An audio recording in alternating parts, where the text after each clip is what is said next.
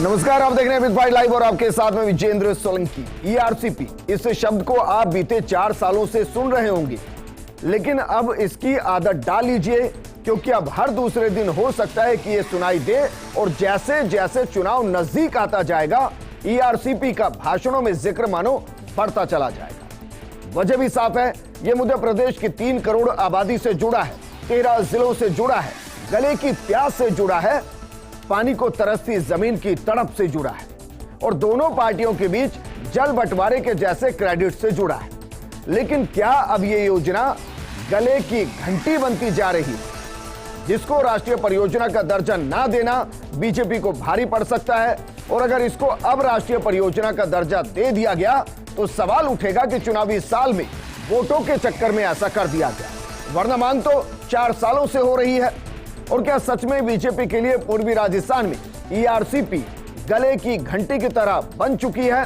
आज बात इसी मुद्दे पर।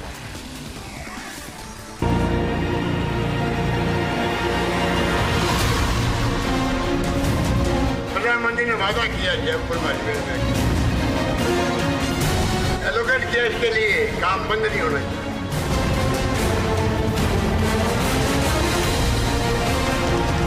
ईआरसीपी केंद्र सरकार के गले की घंटी बन चुकी है।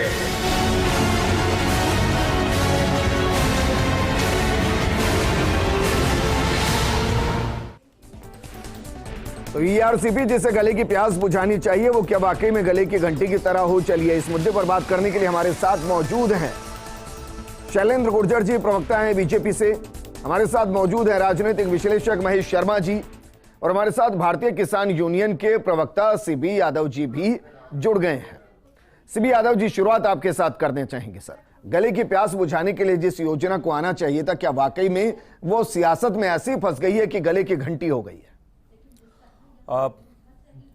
जो किसान का मुद्दा और उससे भी बड़ा है पानी का मुद्दा, और उससे भी बड़ा है कि राजस्थान के लगभग 41% लोगों का मुद्दा, अगर वो सियासत ना बने तो मैं कहता हूं कि वो भी ठीक बात नहीं। सियासत इस बात पे होती है तो वो ठीक है, लेकिन सियासत रचनात्मक होनी चाहिए। अब बड़ी बात यह है कि 41% लोगों का मुद्दा अगर केवल इस बात पे अटक जाए कि ईआरसीपी जो है वो राष्ट्रीय परियोजना घोषित हो या ना हो, तो मुद्दा ये भी है, इस समय का मुद्दा ये भी है कि 25 सांसद चुन के इस जनता ने दिया है, और ये भी ध्यान रखना है वो सेंट्रल गवर्नमेंट है जिसको राजस्थान की जनता टोटल टैक्स का 65% हिस्सा चुकाती है, उसके कोई अपनी पैसा नहीं है। वो हम 1 रुपए में से 65 पैसा सेंट्रल गवर्नमेंट को देते हैं। तो 2 चीजें यहाँ पे सवाल खड़ा होता है। पहला सवाल है, क्या 25 सांसदों की क्या जिम्मेदारी नहीं है कि वह इस देश, इस राजस्थान की 41% जनसंख्या के बारे में सोचे? और दूसरी बात है, क्या हम 1 रुपए में से 65 पैसा सेंट्रल गवर्नमेंट को देते हैं, तो क्या उसका हिस्सा हमारा अधिकार नहीं है? और तीसरी बात है, पूरे देश में 16 राष्ट्रीय परियोजनाएं हैं और अभी अभी केन बेतवा को राष्ट्रीय परियोजना घोषित किया गया है, अभी लास्ट ईयर ही। तो क्या राजस्थान एक भी राष्ट्रीय परियोजना का अधिकारी नहीं है? शैलेंद्र गुर्जर जी, जवाब दीजिए सर। देखिए विजेंद्र जी, मैं आपको बताऊं, कोई भी जल संसाधन परियोजना राष्ट्रीय परियोजना घोषित करती होती है तो उसके मानदंड बने हुए हैं, पैरामीटर्स हैं। जो आपने देखा होगा, जो मुख्यमंत्री अशोक गहलोत जी हैं वो सिर्फ इस पर राजनीति कर रहे हैं, सियासत कर रहे हैं। आपको मैं बताना चाहूंगा, ये भारतीय जनता पार्टी की परिकल्पना थी जो हमने डीपीआर बना के भेजी। और मैं बता देना चाहता हूं कि माननीय प्रधानमंत्री नरेंद्र मोदी जी का, चाहे आप जुलाई का और अक्टूबर का बयान देख लीजिए, उन्होंने कभी वादा नहीं किया था। उन्होंने कहा था कि हमें डीपीआर मिली है और हम इस पे सकारात्मक रूप अपनाते हुए इस पे विचार करेंगे। अब आपने देखा होगा जो डीपीआर है उसमें एक कमी रह गई है, तकनीकी रूप से खामी है, रिपोर्ट बनती है तो उसमें कुछ ना कुछ खामी रह जाती है। तो हम यही कह रहे हैं कि अगर राष्ट्रीय परियोजना घोषित होना है तो उसको 75% निर्भरता पर वो डीपीआर बनेगी, जो कि अभी राज्य सरकार ने 50% पे बना के भेजी हुई है। और आपको मध्य प्रदेश से, क्योंकि ये नदी जो है, चंबल नदी जो है, राजस्थान की जनता को समझने की आवश्यकता है। मैं किसी और को इंट्रोड्यूस कर भी नहीं रहा, मैं आपसे ही पूछ रहा हूं। जरा बताइए, दर्शकों को बताइए कि अगर ये 50% से हटकर 75% की डिपेंडेबिलिटी पे हो गई तो पानी कितना घट जाएगा? बताइए एक बार बताइए सर, बिल्कुल। राजस्थान का पानी कितना कम होगा? आप समझिए, इस परियोजना को आपको समझना पड़ेगा, तकनीकी रूप से भी समझना पड़ेगा। अगर आप कितना पानी कम होगा सर? डिपेंडेबिलिटी पे आप देखिए, ये जो चंबल नदी है ये मध्य प्रदेश से आती है और मध्य प्रदेश हमें इसीलिए एनओसी नहीं दिया। मुख्यमंत्री अशोक गहलोत जी ने पत्र लिखा था जब मध्य प्रदेश में कांग्रेस की सरकार थी, तब क्यों एनओसी देने से मना कर? अरे सर बताइए ना, मैं सीधा सवाल कर रहा हूं, अगर इसकी 75% की डिपेंडेबिलिटी से इसको अगर हम करेंगे, बताइए कितना पानी कम होगा अपना? बिल्कुल नहीं, मैं आपको बता रहा हूं। खोलूं नहीं, इसके जो तकनीकी पक्ष तो है, आप मेरी बात सुन ले, पहले जो बात मैं रखना चाहता हूं पहले बात सुन लीजिए। तो मैं यही बताना चाहता हूं कि अगर आप देखिए सिर्फ कितना पानी राजस्थान कम होगा की सर? इस परियोजना को राष्ट्रीय परियोजना घोषित कर दें और जो 16 परियोजनाएं चल रही है, जो पैरामीटर्स हैं, उनको आप चाहते हैं कि वो मानदंड को अलग कर दिया जाए और राजस्थान के लिए अलग व्यवस्था, पूरी देश की व्यवस्था को आप गुर्जर जी, सर ऐसा नहीं है, चुनौती देने आप की कोशिश मोटी मोटी करें। बात कीजिए ना, मैं पूछ रहा हूं ना, बताइए ना, अगर इस परियोजना को बदल देते हैं, डिपेंडेबिलिटी बदलते हैं, कितना पानी कम होगा राजस्थान का? देखिए जो बताइए। देखिए ये जो पानी की बात है वो 1700 समथिंग क्यूबिक की बात इस परियोजना पे बनी थी और जो कि 13 जिलों के पानी की बात थी कि 13 जिलों के लोगों को पानी मिलेगा और सिंचाई जो थी सिर्फ 2 जिले धौलपुर और सवाई माधोपुर के लिए थे। आपको मैं बताना चाहता हूं, जो बार बार गहलोत सरकार कह रही है, आप जब मुख्यमंत्री थे और आपकी मध्य प्रदेश में कांग्रेस की सरकार थी, तब आपको एनओसी क्यों नहीं दी? क्योंकि मध्य प्रदेश इस पे आपत्ति कर रहा है। अगर आपको राष्ट्रीय परियोजना घोषित करानी है तो मानदंड तो मानने पड़ेंगे। अब ये राज्य सरकार की, गहलोत सरकार की हठधर्मिता है कि आप 13 जिलों के लोगों को पानी देना नहीं चाहते, आप सिंचाई के लिए पर्याप्त पानी देना चाहते हैं। कहां कर रहे हैं? नहीं, आप बताइए तकनीकी खामी को दूर किया क्या? विजेंद्र जी, मैं पूछना चाहता हूं, कांग्रेस के प्रवक्ता कहां हैं कि तकनीकी खामी को दूर किया क्या, जिस हिसाब से वो राष्ट्रीय परियोजना बन सके? मैं अपने दर्शकों को बता दूं, अगर इस डिपेंडेबिलिटी को बदलते हैं तो 1744 मिलियन घन मीटर पानी कम हो जाएगा। सर अपनी बात की। जी तकनीकी चीज मैं एक्सप्लेन कर दूं। त्वरित सिंचाई लाभ कार्यक्रम जो 1966 का बना हुआ है, उसके तहत राष्ट्रीय परियोजना घोषित होती है, जिसके 2 मापदंड है। वो 1 से ज्यादा राज्यों की होनी चाहिए और 2 लाख हेक्टेयर से ज्यादा क्षेत्रफल में होनी चाहिए। और अभी अभी जो केन बेतवा को राष्ट्रीय परियोजना घोषित की गई है, वो भी 13 ही जिलों के अंतर्गत है। अब बात आती है कि कोई तकनीकी खामी है तो ये अच्छा मध्य प्रदेश अगर ईआरसीपी की बात कर लें तो 2,86,000 हेक्टेयर भूमि को सिंचित करेगी। हाँ, 2,86,000। अगर मैं गलत नहीं तो नहीं, यही है 2,86,000। 2 लाख हेक्टेयर और मध्य प्रदेश और राजस्थान 2 राज्यों से सीधे कनेक्ट। हाँ, और मध्य प्रदेश की एनओसी की जहां तक बात है तो मध्य प्रदेश में भी बीजेपी की सरकार है। ये राजस्थान सरकार की ही जिम्मेदारी है या 25 सांसदों की भी जिम्मेदारी है कि वो मध्य प्रदेश सरकार से बात करें? नहीं है। तो ये पूरा जो मामला है उसमें केवल और केवल एक दूसरे पे डालना ये काम नहीं है। आज जब ऐसा भी तो देखना पड़ेगा ना, राजस्थान जिसमें 8% क्षेत्रफल लेके बैठे हम लोग और पानी 1% है। हाँ, नहीं, से 28 जिले डार्क जोन में। अगर हम इस डिपेंडेबिलिटी को चेंज कर देंगे तो पानी आधा हो जाएगा। हमारा 10.41% क्षेत्रफल है पूरे देश का, सबसे बड़ा राज्य है, जिसमें केवल और केवल हमारे पास भूजल स्तर है वो 1.21%, हमारा सतही जल स्तर है और भूजल स्तर हमारा 1.71% है। तो और दूसरी चीज ये है, केवल फसल और खेतीबाड़ी का ही मामला नहीं है। ये जो मुंबई दिल्ली कॉरिडोर है उसका बड़ा हिस्सा इससे जुड़ा हुआ है। ये एनसीआर का बड़ा हिस्सा है।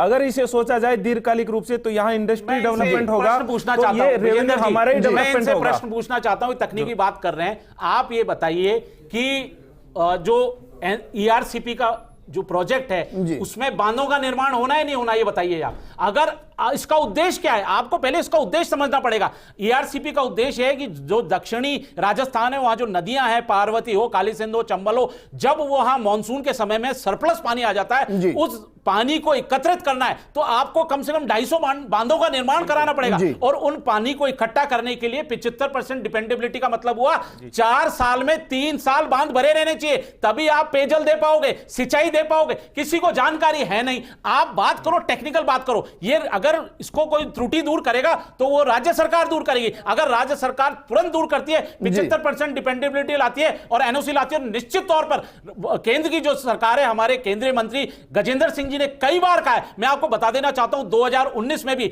मध्य प्रदेश और राजस्थान के जल सचिवों की मीटिंग हुई है। उसके बाद 2021 में गजेंद्र सिंह जी ने मीटिंग ली है दोनों राज्यों के मुख्य सचिवों की और सचिवों की। 2022 में विजेंद्र जी, मैं आपको एक और फैक्ट बता दूं, 2022 में मुख्यमंत्री अशोक गहलोत जी को बुलाया था, केंद्रीय मंत्री गजेंद्र सिंह जी ने कहा आइए आप ईआरसीपी के मुद्दे को रिजॉल्व करिए, क्योंकि गहलोत सरकार की नीयत साफ नहीं है, उनकी मंशा साफ नहीं है, इसीलिए वो उस मीटिंग में नहीं आए, उन्होंने बहाना बना दिया। उनको तो सिर्फ राजनीति करनी है। 13 जिलों की अगर प्यास बुझाने का काम कोई करेगा तो वो भारतीय जनता पार्टी करेगी। चलिए आप बताइए कब करोगे?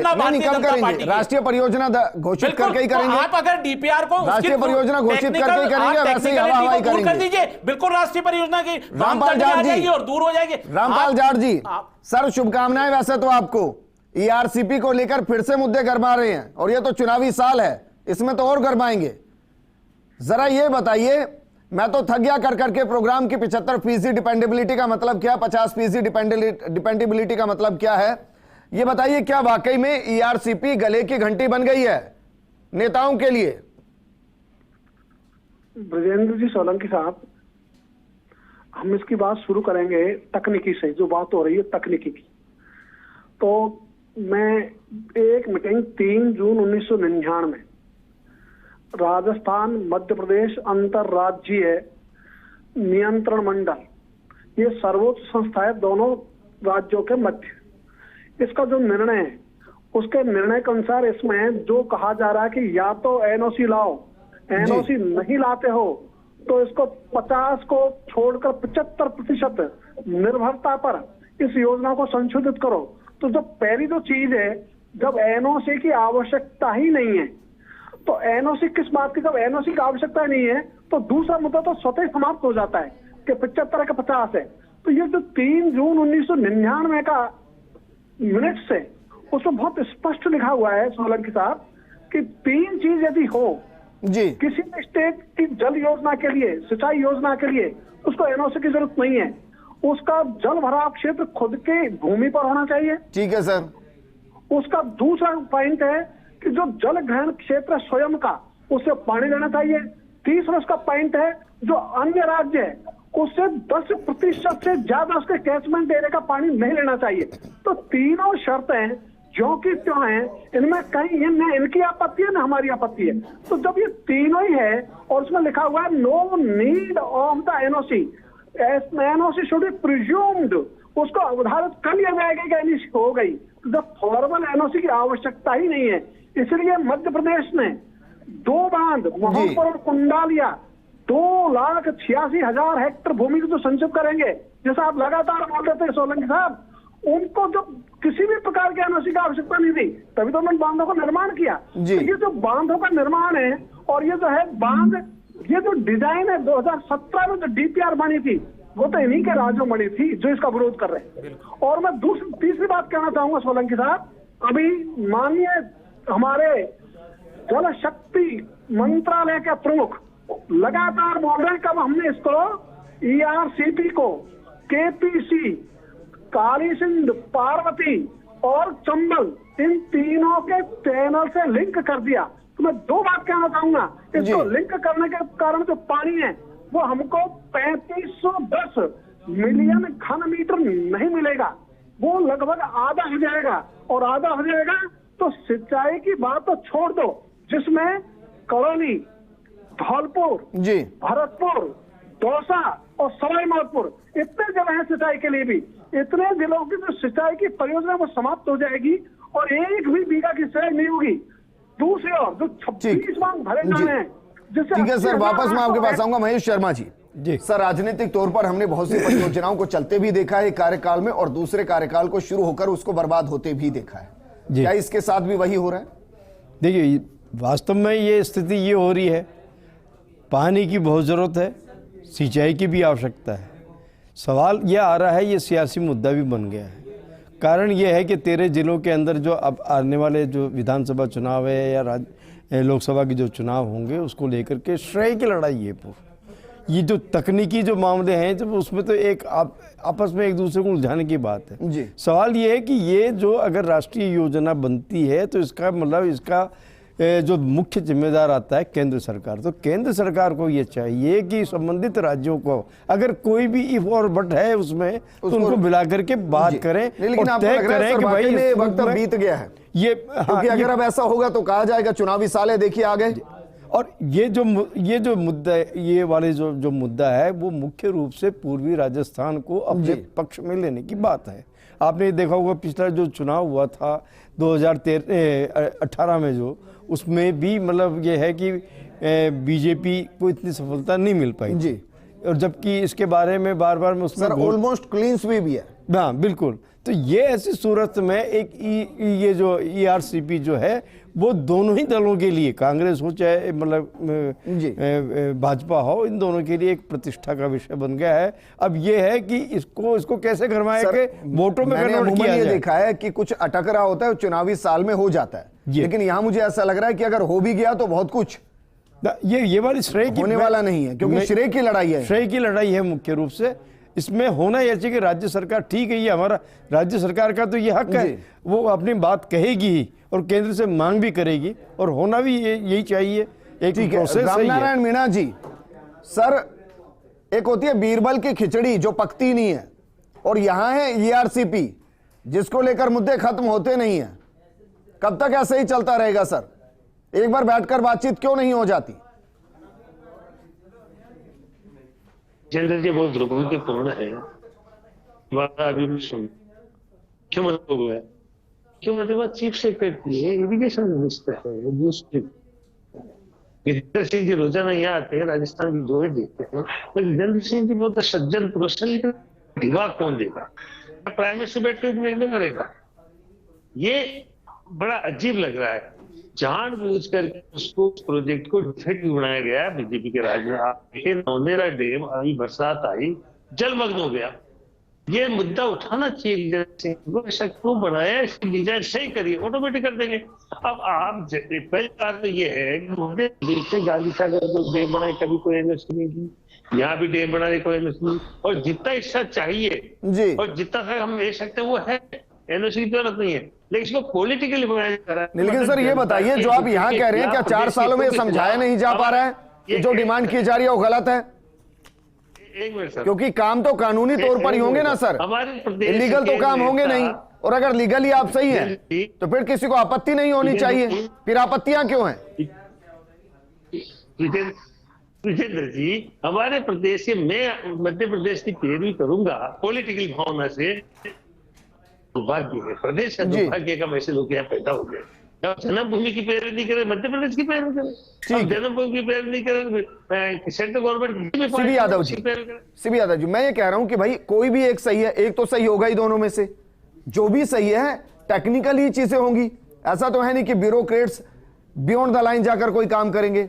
और अगर सब कुछ सही है तो वो हो जाना चाहिए जो भी है। सीबी यादव जी, मैं ये मानता हूं कि हम राजस्थान के नागरिक हैं और राजस्थान की राजनीति भी करते हैं, तो मेरा स्पष्ट मानना है कि प्रवक्ता के भी तौर पर हमें राजस्थान की पैरवी करनी चाहिए, और इसमें यही बात होनी चाहिए कि हम भी इसमें साथ देंगे। ये हर उस पॉलिटिकल पार्टी का धर्म है जो यहाँ राजनीति करती है। अगर ये माने कि राजस्थान में हमको वोट नहीं मिले तो हम ये नहीं करेंगे, तो ये तो फिर बहुत ही तुच्छ स्तर की राजनीति होगी। मैं 4-5 पॉइंट गिनाता हूं। नंबर 1, 60,000 करोड़ रुपए का मामला है। राज्य सरकार का अगर बजट भी देख ले, 75% अगर देते तो 45,000 करोड़ रुपए होता है। राज्य सरकार के पास अगर टोटल बजट भी लगा देती है तो भी ये परियोजना संभव नहीं है, अगर हम ये 75% का टेक्निकल पॉइंट लेके आते हैं। और दूसरी चीज जो है, दूसरी चीज चाह रहे थे ना रामपाल जी, जिसका जवाब नहीं दे पाए, रामनारायण जी जवाब नहीं दे पाए। अगर आप 75% करना चाहते हो तो आपको राज्य सरकार को वहन करना पड़ेगा खर्चा। वो राज्य सरकार वहन नहीं करना चाहती है खर्चा, यही है एक इंपॉर्टेंट नहीं। मैं ये बार-बार ना तो रामनारायण जी कह रहे हैं ना रामपाल जी कह रहे हैं, ना बोले जो पॉइंट मैं यही कह रहा हूं, राजस्थान की जनता केवल राजस्थान सरकार को टैक्स नहीं देती है, हम 1 रुपए में से 65 पैसा सेंट्रल गवर्नमेंट को भी टैक्स देते हैं। जब 16 परियोजनाएं अन्य जगह है और हम पानी की किल्लत से जूझ रहे हैं और हमने 25 सांसद दिए हैं, तो ये हमारा अधिकार बनता है कि 25 सांसद हमारे लिए लड़े। यादव जी से एक क्वेश्चन पूछना चाहता हूं, यादव जी आपसे पूछना चाहता हूं, अगर कोई राष्ट्रीय परियोजना घोषित होती है तो उसके मापदंड है ना, अगर आप मापदंड में खरे उतरोगे तभी तो राष्ट्रीय परियोजना कहलाएगी। मापदंड ही तो बताया आपने, क्या बताया मापदंड सुधारेगा? एक मिनट, मापदंड कौन सुधारेगा? मापदंड कौन सुधारेगा यादव जी? मापदंड देखिए कौन सुधारेगा? नहीं, मैं आपसे पूछ रहा हूं, मापदंड कौन सुधारेगा? राजस्थान सरकार जब पहल कर रही है ना, कह रहा हूं, या तो मैं आपको बताना चाहता हूं, सरकार जब सर सुनिए ना, शैलेंद्र गुर्जर जी, साथ देना चाहिए। आप या तो प्रोग्राम में नहीं है सर, और शैलेंद्र गुर्जर की जिम्मेदारी दोनों की है। शैलेंद्र गुर्जर जी, सर मुझे लग रहा है कि आप प्रोग्राम में ही नहीं है। सीबी यादव जी ने पहले मापदंड बता दिए, रामपाल जाट जी ने दोबारा मापदंड बता दिए, आप कह रहे हैं मापदंड मीट ही नहीं कर रहे हैं, और दोनों कह रहे हैं उसी की जरूरत नहीं है। तो आप देखिए, अगर जरूरत नहीं है तो राज्य सरकार क्यों नहीं लागू करे? क्योंकि फाइनेंशियल बर्डन राज्य सरकार पे आता है 60%, 75%। क्यों बार बार ये राष्ट्रीय परियोजना की बात कर रहे हैं? एक तरफ आप ये इसीलिए लगता है कि आप राजनीति कर रहे हो। आप एक मिनट, इसी का गजेंद्र सिंह जी ने गुर्जर जी जरा बताइए, अगर ये 75% की डिपेंडेबिलिटी पे होगी, उससे राज्य सरकार पर खर्चा ज्यादा आएगा। अगर ये राष्ट्रीय परियोजना घोषित होगी, अगर ये राष्ट्रीय परियोजना घोषित होगी, राष्ट्रीय परियोजना घोषित भी होगी, अगर आपको दोनों मापदंड क्या रहेगा? जो कमांड एरिया है, जितना सिंचाई का कमांड एरिया है, वो भी एक कंडीशन है। आप देखिए, अगर भारतीय जनता पार्टी की नीयत कितनी साफ है। गजेंद्र सिंह जी ने कहा है कि अगर आप एआरसीपी की डीआरपी सही नहीं कर सकते तो रिवर टू रिवर, नदी से नदी परियोजना उन्होंने एक डाली है जिसमें 20 से 22,000 करोड़ रुपए खर्चा आएगा। उसके लिए टास्क फोर्स जो है लिंकिंग ऑफ रिवर्स, आप देखिए उसको 5 प्रायोरिटीज दी गई। मध्य प्रदेश और राजस्थान में 30 लिंकिंग रिवर्स है।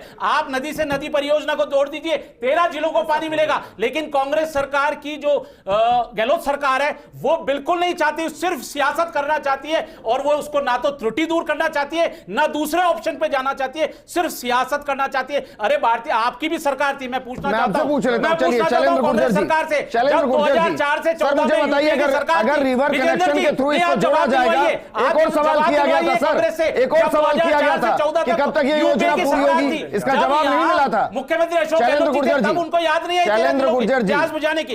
शैलेंद्र गुर्जर जी, सर सुनिए ना, मैं मान लेता हूं सर, चलिए मैं मान लेता हूं, अगर इसको रिवर टू रिवर कनेक्ट कर भी देंगे, आप बताइए कब तक पूरी होगी? अभी तो कुछ तैयार ही नहीं हुआ है। ईआरसीपी आप बताइए ना कब तक? ये सवाल उनसे भी किया गया था। ईआरसीपी एक साल, ये सवाल उनसे भी किया गया था। ये सिर्फ कांग्रेस पार्टी जनता को गुमराह करने के लिए उन्होंने बजट का प्रावधान किया है। ईआरसीपी ठीक है, महेश शर्मा जी, फाइनल कमेंट में आपसे चाहूंगा सर, मानकर चले कि मुद्दा यूं ही गर्माता रहेगा और 2023 के चुनाव में भी हम यही बात कर रहे होंगे कि कौन सी पार्टी जीतकर इस पर क्या कर सकती है। देखिए, करना चाहती करिए 60% वहन करिए। महेश शर्मा जी, देखिए जहां तक सवाल है, अपने आप निश्चित योजना लागू हो जाएगी। जहां तक सवाल है, लोग सुनते ही नहीं है। लोकतंत्र में बहुत जरूरी, क्यों सुनूंगा? लोकतंत्र कहाँ गलत? मैं ये कह रहा था कि लोकतंत्र में आज ये बहुत जरूरी है कि चाहे किसी भी दल की पार्टी हो, जब हम सत्ता में आते हैं तो उन पार्टी, चाहे केंद्र में कौन सी सरकार हो और राज्य सरकार में, राज्य में कोई दूसरी सरकार हो, जब तक आपस में समन्वय नहीं बना करके चलेंगे तो ये जो अचीवमेंट राजस्थान जो करना चाहता है वो नहीं हो पाएगा। इसके लिए बहुत जरूरी है समन्वय में बिठाया जाए। ठीक है सर, और बजाय इस पे के लिए सीबी यादव जी शुक्रिया, शैलेंद्र जी, रामलाल जी आपका भी शुक्रिया, रामनारायण जी आपका भी शुक्रिया चर्चा में शामिल होने के लिए। यह मुद्दा जनता से जुड़ा है, चाहे इधर की पार्टी है या उधर की पार्टी है, जनता ने दोनों को चुना। एक जगह सरकार दी और दूसरी जगह 25 सांसद दिए, दोनों को बैठकर इस मुद्दे को सोल्व करना चाहिए। नमस्कार।